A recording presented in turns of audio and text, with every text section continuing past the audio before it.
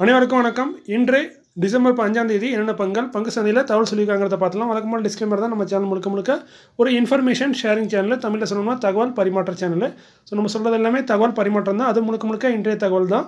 So இதில் தவறுகள் இருக்கும் வாய்ப்பு இருக்குது. ஸோ நீங்கள் கண்டிப்பாக கிராஸ் வெரிஃபை பண்ணுங்கள். உங்கள் செபி ஸ்டடீஸில் தகவலை கன்ஃபார்ம் பண்ணுங்கள். நான் செபி ஸ்டடீஸ் இல்லை, நான் ஒரு சாதாரண இன்வெஸ்டர். எனக்கு தெரிஞ்ச தகவலை ஒரு நண்பர்கிட்ட ஷேர் பண்ணுற மாதிரி உங்கள்கிட்ட ஷேர் பண்ணுறேன். நீங்கள் நம்ம வீடியோவில் பார்க்கறது பார்த்தீங்கன்னா போனஸஸ் ஃபிட் இருக்குது, ஆர்டர் ரிசீவபிள் லிஸ்டட் கம்பெனி இருக்குது, ரைட் இஷ்யூ இருக்குது, அதுக்கான அப்கமிங் போர்டு மீட்டிங் இந்த வருஷம் எப்படி இருக்குது. அதுமாதிரி கடைசியாக நண்பர் வருவார். பிஜி இன்விட்டோம், அதேமாதிரி ஐஆர்பி இன்விட்டோ, இது ரெண்டுக்கும் உள்ள வித்தியாசம் என்ன? ரெண்டு ஸ்டாக்கு நல்ல ஸ்டாக்காக இதை வாங்கலாமான்னு கேட்டிருக்காரு. அதுக்கு ஒரு சின்ன பதில் தான் சொல்ல போகிறேன். வாங்க வேண்டாமாங்கிறது அவர் தான் முடிவு பண்ணணும். ஃபஸ்ட்டாக நம்ம பார்க்குறது பாரத் சீட்ஸ் லிமிடெட் 214 ரூபா கரண்ட் ப்ரைஸு. 1:1 போனஸ் அறிவிச்சிருந்தாங்க. ஆல்ரெடி ஒரு ஷேருக்கு ஒரு ஷேர் போனஸாக தருவாங்க. ப்ரைஸும் பாதி அட்ஜஸ்ட் ஆயிரும். ரெக்கார்ட் வந்து இன்றைக்கி அனௌன்ஸ் பண்ணியிருக்காங்க. 20 டிசம்பர் தான் ரெக்கார்டு. செக்டர் வந்து ஆட்டோ காம்பவுண்டில் இருக்காங்க. Bharat seats limited. RDB realty and infrastructure limited current price பார்த்தீங்கன்னா 556. இவங்க ஸ்பிட் அறிவிச்சிருக்காங்க. இன்றைக்கி ஃபேஸலி 10 இருக்காது, ஒன்றா மாற்றுறாங்க. ஒரு ஷேர் 10 ஷேர் ஸ்பிட் ஆகும். ப்ரைஸும் ஒரு ஸ்டாக்கோட ப்ரைஸை 10 பார்த்தீங்கன்னா அது ஒரு ஸ்டாக்கோட ப்ரைஸு. ஸோ இதுக்கான ரெக்கார்ட் எக்ஸிட் வந்து இன்னும் அனௌன்ஸ் பண்ணல. ஏன்னா இன்றைக்கி தான் ஸ்பிட்டே அனௌன்ஸ் பண்ணியிருக்காங்க. கூடிய ஒரு அந்த அனௌன்ஸ்மெண்ட் வரும். செக்டர் வந்து பார்த்திங்கன்னா ரெசிடென்ஷியல் கமர்ஷியல் ப்ராஜெக்ட்டில் இருக்காங்க. RDB realty and infrastructure limited. அடுத்து நம்ம பார்க்குறது order received by listed companies. ஃபஸ்ட்டாக பார்க்குறது ஸ்ப்ரே கிங் லிமிடெட் 11 ரூபா கரண்ட் ப்ரைஸு. மார்க்கெட் கேப் 121 கோடி, ஃபேஸ் வேல்யூ 2 ரூபா. மேற்கொண்டு நான் சொல்லலை, நீங்களே பார்த்துக்கோங்க, மேலே எழுதியிருக்கோம். இவங்களுக்கு வந்து 5 மில்லியனுக்கான இந்தியன் ரூபாய்க்கான ஒரு ஆர்டர் கிடச்சிருக்கு. கிட்டத்தட்ட 50 லட்சம் வச்சுக்கலாம் இந்தியன் மதிப்புக்கு.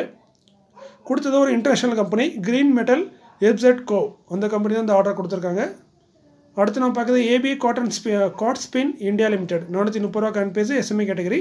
இவங்களுக்கு 3 கோடியே 20 லட்சத்துக்கான ஆர்டர் கிடச்சிருக்கு. யார் கொடுத்தாங்கிறத கம்பெனி தெளிவாக மென்ஷன் பண்ணல. கெனரிஸ் ஆட்டோமேஷன் லிமிடெட் 42 ரூபா கரண்ட் ப்ரைஸு, 2 கோடியே 90 லட்சத்துக்கான ஆர்டர் கிடச்சிருக்கு. கொடுத்தது கர்நாடகா கோல்ஃப் அசோசியேஷன்.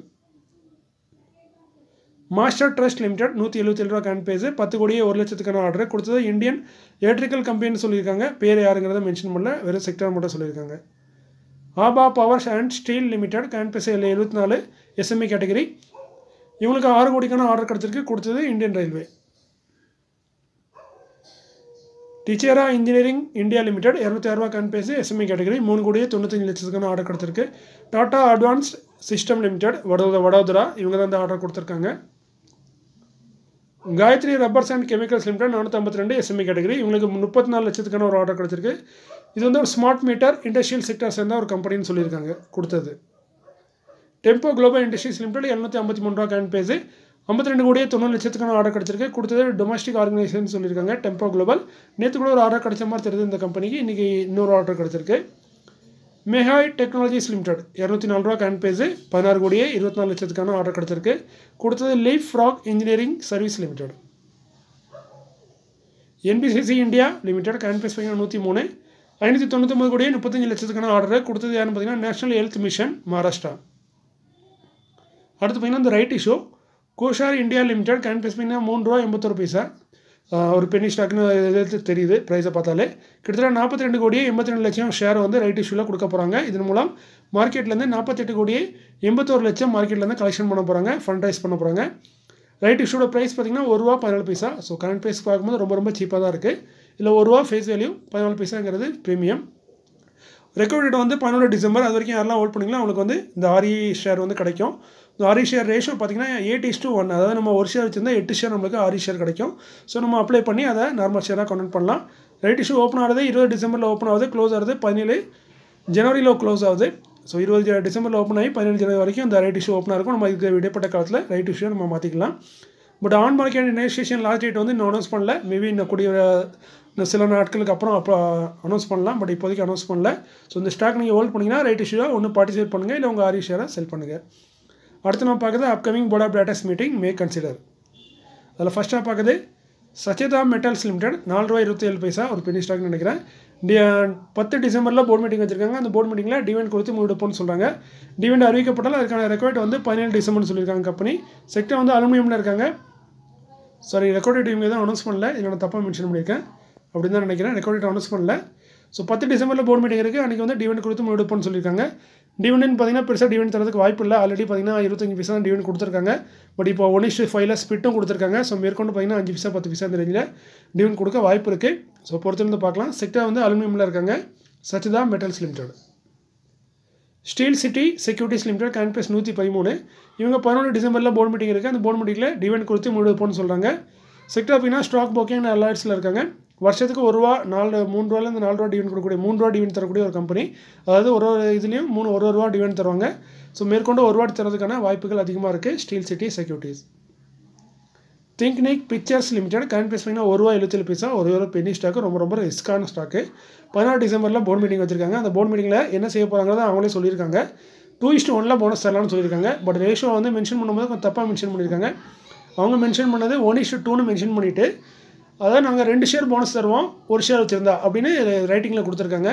ஸோ எது உண்மைன்னு தெரில, 1:2 இல்லை 2:1 தெரில. பட் ஏதோ ஒன்று போனஸ் தர போகிறோன்னு சொல்லியிருக்காங்க. அதேமாதிரி டிவிடெண்ட் வந்து 100% தரதுக்கான வாய்ப்பு இருக்குதுன்னு சொல்கிறாங்க. 100%ங்கிறது இந்த கரண்ட் ப்ரைஸ் கிடையாது, ஃபேஸ் வேல்யூக்கு தான் 100%ஆக இருக்கும். ஸோ அதனால தான் பர்சன்டேஜில் சொல்லும் போது ஃபேஸ் வேல்யூக்கு தான் சொல்லுவாங்க. இங்கே தான் ஃபேஸ் வேல்யூ வந்து முக்கியத்துவம் வாய்ந்ததாக கருதப்படும்.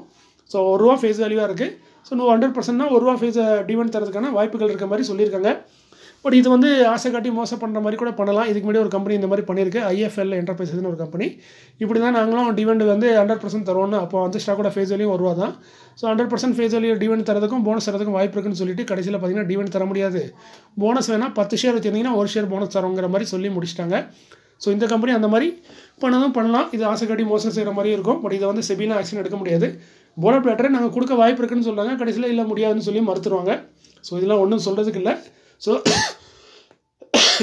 சாரி, இந்த ஸ்டாக்கை ஹோல்ட் பண்ணிங்கன்னா கொஞ்சம் கவனமாக பார்த்துக்கோங்க. ஆல்ரெடி ஹோல்ட் பண்ணிங்கன்னா மேபி ஆனால் ஹோல்ட் பண்ணுங்கள். புதுசாலாம் எதுவும் கன்சிடர் பண்ணாங்க. பென்னி ஸ்டாக்குங்கிறது ரொம்ப ரிஸ்க்கு. நானும் இந்த ரிஸ்க்கு அப்பப்போ எடுத்துகிட்டே தான் இருக்கேன், அப்பப்போ அடி வாங்கிட்டு தான் இருக்கேன். ஸோ இதுங்கிறது நடந்துகிட்டு தான் இருக்கும். ஸோ இதில் ரிஸ்க் எடுக்கிறதா இருந்தால் ரொம்ப உங்கள் போர்ட்ஃபோலியோவில் ரொம்ப குறைஞ்ச அமௌண்ட்டில் ரிஸ்க் எடுங்க, அதிகமாக எடுக்காங்க. செக்டர் வந்து அட்வர்டைசிங் அண்ட் மீடியாவில் இருக்காங்க, முக்கியமாக ஃபிலிம் சம்மந்தப்பட்ட ப்ரொடக்ஷனில் இருக்காங்க. திங்க்னிக் பிக்சர் லிமிடெட். அடுத்து இதோட நியூஸ் முடிஞ்சது. அதுக்கு நண்பர் ஒருவர் கேட்டிருக்காரு, IRB இன்வெட்டு அதேமாதிரி PG இன்வெட்டு இது ரெண்டுமே நல்ல ஸ்டாக்காக நான் வாங்கலாமா, குட் ஸ்டாக் ஃபார் டெல்மி ப்ரோன்னு அப்படி கேட்டிருக்காரு. ஸோ 2-3 தடவை நல்ல பெருசாக கேட்டிருக்காரு கேள்வியை. ஸோ இவர் கேட்ட கேள்விக்காண்டி இல்லை, நான் கொஞ்சம் ஃப்ரீயாக இருக்காங்களா இதுக்கு பதிலும் சொல்கிறேன். ஸோ வீடியோ நியூஸ் முடிஞ்சதே நீங்கள் வீடியோ ஸ்கிப் பண்ணிடுங்க. PG இன்வெட்டு RV இன்வெட்டு இதை பற்றி உங்களுக்கு ஆல்ரெடி தெரியும்னா மேற்கொண்டு வீடியோ பார்க்காதீங்க, உங்களுக்கு பயனுள்ளதாக இருக்காது. அந்த நண்பருக்காக தான் இந்த பதில் சொல்ல போகிறேன். PG இன்வெட்டு கரண்டாக ட்ரேட் ஆகுது பார்த்தீங்கன்னா ₹87 ட்ரேட் ஆகிட்டு இருக்கு. ஏன்னா இவங்க ஒரு குவார்டர்லையும் பார்த்தீங்கன்னா ₹3 டிவிடெண்டாக தந்துடுவாங்க. யாரும் நம்ம PG InvIT power grid infrastructure investment trust. அதே IRB இன்வெட் வந்து பார்த்தீங்கன்னா அவங்களும் பார்த்தீங்கன்னா ₹60 ட்ரேட் ஆகிட்டு இருக்காங்க. இவங்களும் ஒரு குவார்ட்டருக்கும் பார்த்தீங்கன்னா கிட்டத்தட்ட ₹2 டிவிடெண்டாக தந்துடுறாங்க. ஆக்சுவலி இதை டிவிடெண்ட்னு சொல்ல முடியாது, இது வந்து இன்கம் டிஸ்ட்ரிபியூஷன் சொல்லுவாங்க. இந்த 2 ஸ்டாக்குமே ஸ்டாக்குன்னு சொல்ல முடியாது, இது வந்து ஒரு ட்ரஸ்ட்னு தான் சொல்லுவாங்க, இன்வெஸ்ட்மெண்ட் ட்ரஸ்ட்டு தான். ஸோ இவங்க எல்லாத்தையுமே நம்ம ஷேர்னு சொல்லாமல் யூனிட்டி தான் சொல்லுவாங்க. இது வந்து ப்ராக்டிக்கலாக சொல்கிறது, டெக்னிக்கலாக சொல்கிறது. பட் நம்ம சாதாரணமாக அதை ஷேர்னு சொல்லிடுறோம். பட் இது வந்து ரெண்டுமே யூனிட்டில் தான் கொடுப்பாங்க. நம்ம அந்த ஷேரை வாங்குறாங்கிறது அது ஷேர் இல்லை, அதோட யூனிட்டை தான் நம்ம வாங்குவோம். ஸோ நம்ம ஒரு ஸ்டாக்கை வாங்கினோம், ஒரு யூனிட்டை வாங்கினோம்னா நம்மளுக்கு ஒவ்வொரு குவார்ட்டருக்கும் ₹3 தராங்க. ஸோ கரண்ட் பேஸ்க்கு ₹87 இருக்குது. ஸோ ₹3 ₹12 வருஷத்துக்கு தராங்க. அப்படிங்கும்போது நல்ல ஒரு சூப்பரான டிவிடெண்ட் ஈல்டு கிட்டத்தட்ட 12% 13% வரைக்கும் நமக்கு டிவிடெண்ட் ஈல்டாகவே நம்ம ரிட்டர்ன் வந்து ஈல்டாகவே கிடச்சிரும். அதே வந்து IRB யூனிட்டும் அதே மாதிரி தான் ₹60 ஸ்டாக்கு. ஒரு குவார்ட்டருக்கும் பார்த்தீங்கன்னா ₹2 தராங்க. இந்த 2024 பார்க்கலாம் கிட்டத்தட்ட 4 தடவை கொடுத்துருக்காங்க. ஸோ கிட்டத்தட்ட பார்த்தீங்கன்னா உங்களுக்கு ₹8 டிவிடெண்டாகவே தந்துடுறாங்க. ஸோ இது ரெண்டுமே இதில் வந்து நல்லது தான். இது PG யூனிட்டுங்கிறது கொஞ்சம் பிராண்டாக இருக்குது. IRB யூனிட்டும் வந்து டோல்கேட் சம்மந்தப்பட்ட தொழிலில் இருக்காங்க. பவர் கேட் அந்த பவர் டிரான்ஸ்மிஷன் சம்மந்தப்பட்ட தொழிலில் இருக்காங்க. ஸோ இதில் எது வேணுமோ நீங்கள் கன்சிடர் பண்ணலாம்னு சொல்ல, சாரி தப்பாக சொல்லிட்டேன், கன்சிடர்லாம் இல்லை. நீங்கள் ஆல்ரெடி வச்சுருந்தீங்கன்னா அந்த ஸ்டாக் வந்து இதான் கம்பெனி. இவங்க வந்து இப்போ ஷேர் மாதிரி கிடையாமல் இவங்க வந்து ஒரு ட்ரஸ்ட்டு. சரி, இதில் என்ன தான் இவங்களுக்கு பிரச்சனைன்னு பார்த்தீங்கன்னா, இந்த டிவிடெண்ட் மேற்கொண்டு ரெகுலராக தருவாங்களாங்கிறது எந்த ஒரு கேரண்டியும் கிடையாது. அவங்க எழுதிலாம் கொடுக்க மாட்டாங்க. FD மாதிரி உங்களுக்கு நல்ல ரிட்டர்ன் கிடைக்கும், FDயோட சூப்பரான ரிட்டர்ன் கிடைக்கும். பட் அவங்க எந்த ஒரு கேரண்டி இல்லை. பட் இது வரைக்கும் கொடுத்துருக்காங்கிறது ஹிஸ்ட்ரி. மேற்கொண்டு கொடுப்பாங்கிறது கேள்விக்குறி தான். பட் கொடுத்துட்டு தான் இருக்காங்க ஓரளவுக்கு. அதுமாதிரி இந்த ஸ்டாக்லாம் பார்த்தீங்கன்னா மற்ற ஸ்டாக் மாதிரி இந்த ப்ரைஸ்லாம் பார்த்தீங்கன்னா டபுள் ஆகாது. அதுதான் இதில் இருக்க பெரிய பிரச்சனையே. இங்கே நான் கீழே பார்க்கலாம் 104 185 போட்டிருக்கேன், 71 55 போட்டிருக்கேன். இது எல்லாமே என்னென்னா 52 week high 52 week low. So இவங்க பார்த்தீங்கன்னா இந்த ஒரு குறிப்பிட்ட ஒரு இதுக்குள்ளே தான் ட்ரேட் ஆகிட்டே இருப்பாங்க. ₹85 அதிகபட்சம் ₹120 ₹125 வரைக்கும் போவோம். எது PG யூனிட்டு. அதுக்கு மேலே டபுள் ஆகிறதுக்குலாம் வாய்ப்பே கிடையாது, ஏன்னா ஆனதும் கிடையாது. அதுமாதிரி IRB யூனிட்டுன்னு பார்த்தீங்கன்னா 55 ₹71 இந்த மாதிரி ரேஞ்சுக்குள்ளே தான் ட்ரேட் ஆகிட்டு இருக்கோம். சாரி, ஏன்னா இது எல்லாமே ஒரு ட்ரஸ்ட்டுக்குள்ளே சேர்ந்தனால பெருசாக இது வந்து ரிட்டர்ன் தந்தது இல்லை இது வரைக்கும். ஸோ இந்த ஆவரேஜ் ரேஞ்சிலே ட்ரேட் ஆகிட்டு இருக்கோம். பட் உங்களுக்கு வந்து ஒரு குவார்ட்டருக்கும் ஒரு அமௌண்ட் வந்து சூப்பரான அமௌண்ட் கிட்டத்தட்ட 10-12% வரைக்கும் உங்களுக்கு டிவிடெண்டாக வந்துட்டு இருக்கும். ஸோ நீங்கள் அதுக்காக கன்சிடர் பண்ணுறதா இருந்தால், அதுக்காக நீங்கள் முடிவு பண்ணதாக இருந்தால் உங்கள் ஃபைனான்ஷியல் அட்வைஸ் கேட்டுக்கோங்க. மற்றபடி எல்லார் போர்ட்ஃபோலியோலையும் ஒரு சின்ன அமௌண்ட்டு இந்த மாதிரி ஸ்டாக் வச்சிருக்கிறது நல்ல ஒரு விஷயமா இருக்கலாம். அதுமாதிரி இவங்க டிவிடெண்ட் தரும்போது அது டிவிடெண்ட் இல்லை, இன்கம் டிஸ்ட்ரிபியூஷன். எப்படி தருவாங்கன்னு பார்த்தீங்கன்னா இதோட காலம் போட்டிருக்கேன் நான் இங்கே பார்க்கலாம். மொத்தம் வந்து இது வந்து பவர் கேட்டுக்குள்ளது. இதை நீங்கள் மேலே பார்க்கலாம். ஃபஸ்ட்டு வந்து பார்த்தீங்கன்னா இன்ட்ரெஸ்ட்னு தருவாங்க. இன்ட்ரெஸ்ட் எவ்வளவு ₹1.91. அதுக்கப்புறம் டேக்ஸபிள் டிவிடெண்டு 60 பைசா. எக்ஸம்ப்டட் டிவிடெண்டு அதாவது டேக்ஸ் இல்லாத எக்ஸம்ப்டட் டிவிடெண்டு 26 பைசா.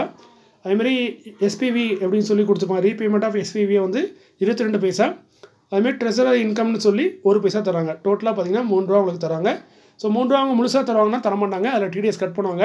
எதுக்கு டிடிஎஸ் கட் பண்ணுவாங்கன்னா இன்ட்ரெஸ்ட்டுக்கு வந்து 10% டிடிஎஸ் கட் பண்ணுவாங்க. அதுமாதிரி டேக்ஸபிள் டிவிடெண்டு இது ரெண்டுக்குமே 10% அவங்க டிவிடெண்ட் கட் பண்ணுவாங்க.